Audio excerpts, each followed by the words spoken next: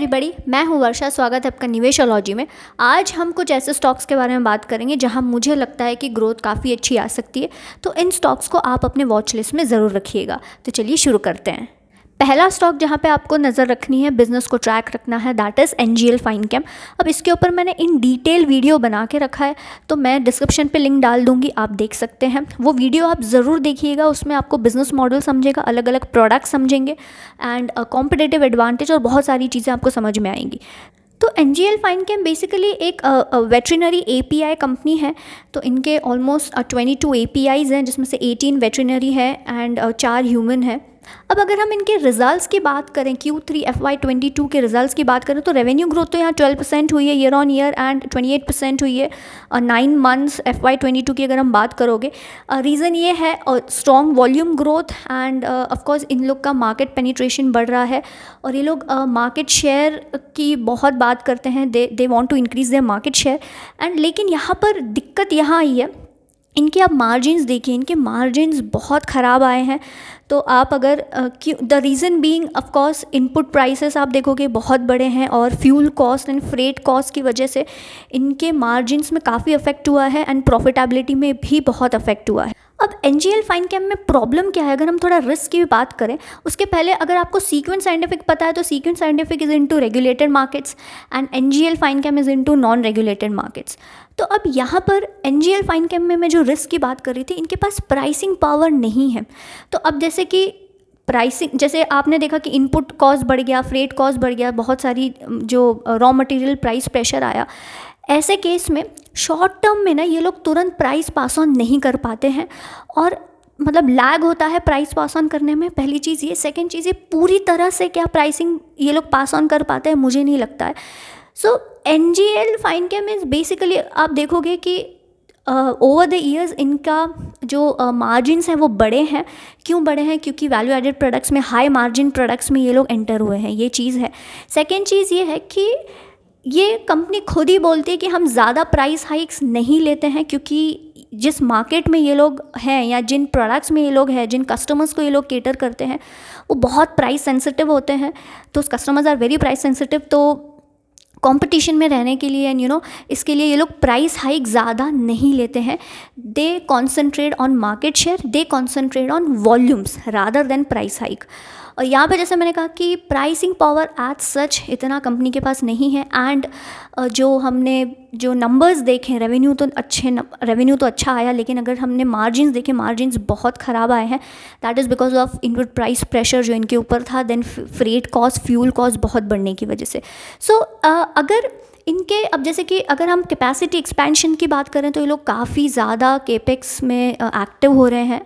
तो अगर next leg of growth की हम बात करें, इनका ग्रीनफील्ड कैपेसिटी एक्सपेंशन आ रहा है तारापुर में, जिसके वजह से कैपेसिटी एक्सपेंशन ऑलमोस्ट 50% से बढ़ जाएगा।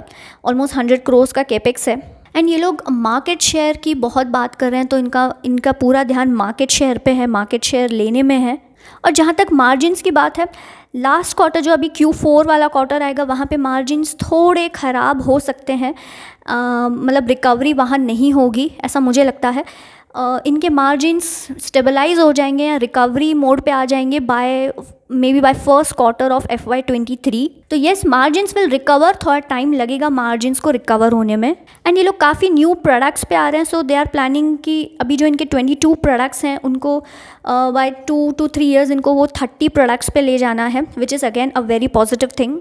अब यहाँ पर तारापुर का जो प्लांट इनका आ रहा है, दैट इज़ जो हमने केपेक्स की बात की, उसको थोड़ा टाइम लगेगा आने में, लेकिन उसके पहले 20 to 25% growth, revenue growth management expect कर रहा है। और अगर इनके आप प्रोडक्ट्स देखोगे ना, टॉप 5 प्रोडक्ट्स, तो वहाँ पर ऑलमोस्ट 20% की ग्रोथ है। टॉप 10 प्रोडक्ट्स में भी काफ़ी अच्छी ग्रोथ है। सो येस, ग्रोथ तो मैनेजमेंट बुलिश तो साउंड कर रहा है, लेकिन अगेन जो लास्ट क्वार्टर अभी जो आएगा, फोर्थ क्वार्टर, वहाँ पर थोड़े नंबर्स, मार्जिन्स बेसिकली आपको ख़राब दिख सकते हैं। एंड Q1 ऑफ FY23 में मार्जिन्स ठीक ठाक हो जाने चाहिए। तारापुर का नया प्लांट आ रहा है, सब काफ़ी अच्छी चीज़ें हो रही हैं, बट थोड़ा रिस्की स्टॉक ये ज़रूर है। तो बेटर वुड बी कि आप इस बिज़नेस को ट्रैक करिए, इस स्टॉक को अपने वॉच लिस्ट पे ज़रूर रखिएगा। नेक्स्ट स्टॉक जहाँ पे आपको ध्यान देना है, दैट इज़ उषा मार्टिन। अब ये एक, अगर आपने 2019 एंड 2020 में अगर आप उषा मार्टिन को फॉलो कर रहे होंगे तो आपको पता है कि कैसा टर्न अराउंड की बातें चल रही है। अब उषा मार्टिन एक बहुत रिस्की स्टॉक है, हम इसके रिस्क तो देखेंगे, लेकिन अगर थोड़ा मैं बिजनेस मॉडल समझा लूँ तो basically Usha Martin wire ropes में है। And Usha Martin basically one of the largest wire ropes manufacturers हैं। एंड इनका अगर इंडिया की मैं बात करूँ तो ऑलमोस्ट 50% प्लस मार्केट शेयर है। सिंपल भाषा में अगर मैं बताऊं तो आपके जो क्रेन रोप्स आते हैं वो उषा मार्टिन बनाती हैं, माइनिंग रोप्स आते हैं वो उषा मार्टिन बनाती है, एलिवेटर रोप्स होते हैं, ऑयल एंड ऑफशोर रोप्स जैसे आपके ऑयल एंड गैस इंडस्ट्रीज़ में जो रोप्स यूज़ किए जाते हैं, फिशिंग रोप्स में हैं। तो चलिए इस वीडियो में देखते हैं तो हमें एग्जैक्टली बिजनेस मॉडल काफ़ी अच्छे से समझ में आ जाएगा। Every day is a new story, whether you are on a high-rise elevator in New York or in a coal mine in Australia, on a ride in Disneyland China, or an international seaport in the Middle East. No matter which part of the world you are, you will find us connected to your story, because today the world runs on Usha Martin wire ropes. Our presence is in every sector, may it be in elevators, bridges, infrastructure, ports, man and material transportation, fishing, power transmission, oil and offshore rigs, critical applications of surface and underground mines, automobiles and many more. When it comes to delivering customized solutions with value and excellence, we are one of the most trusted brands globally. Usha Martin, a multi-product, multi-unit manufacturing company with wings spread across the globe.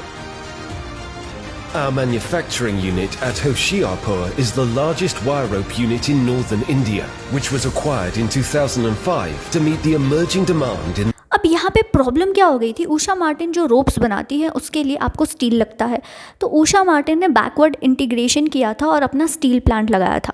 अब ऐसे case में धीरे धीरे क्या हो गया, इनका steel plant जो था, जो इन्होंने कैप्टिव कंजम्पशन के लिए जो आपका स्टील प्लांट लगाया था, बैकवर्ड इंटीग्रेशन किया था, वो स्टील बिजनेस ही इतना बड़ा हो गया कि at some point of time इनके पास डेट बहुत ज़्यादा था। आई मीन ऑलमोस्ट 4000 करोड़ के आसपास इनका डेट हो गया था।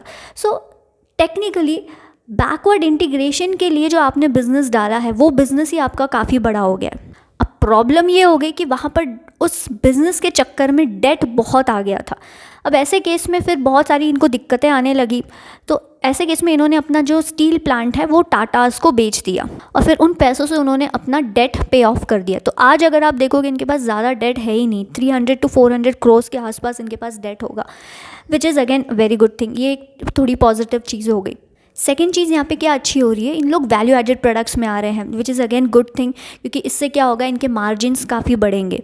सो यहाँ पर क्या ये टर्न अराउंड स्टोरी हो सकती है या टर्न अराउंड स्टोरी है, इसको तो आपको ट्रैक करके ही देखना पड़ेगा कि क्या ये टर्न अराउंड हो रहा है। क्योंकि अब जैसे कि मैनेजमेंट का ये कहना है कि in coming 3 to 4 years they are expecting 20 to 25% revenue growth. This is a good number.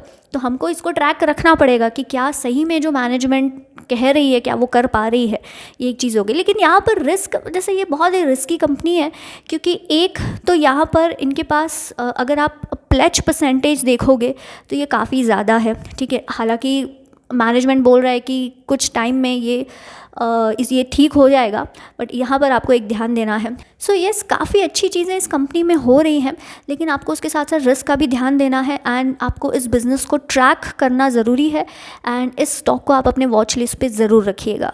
Next stock जहाँ पे आपको ध्यान देना है दैट इज़ दीपक नाइट्राइट। यहाँ पर जो हम नेक्स्ट लेग ऑफ ग्रोथ की बात कर रहे हैं, तो मैनेजमेंट ने एनुअल जनरल मीटिंग में ये कहा था कि ऑलमोस्ट ये लोग 7 बिलियन का केपेक्स कर रहे हैं इनटू फिनॉल के डाउनस्ट्रीम प्रोडक्ट्स में, तो सॉल्वेंट्स आप इसको बोल सकते हो। तो यहाँ पर मैनेजमेंट का विजन है कि इन लोग को इंपोर्ट सब्स्टिट्यूशन प्ले करना है और यहाँ पर जैसे कि डाउनस्ट्रीम प्रोडक्ट्स आएंगे वहाँ यहाँ पर मार्जिन्स आगे जाके इम्प्रूव होने के चांसेस हैं।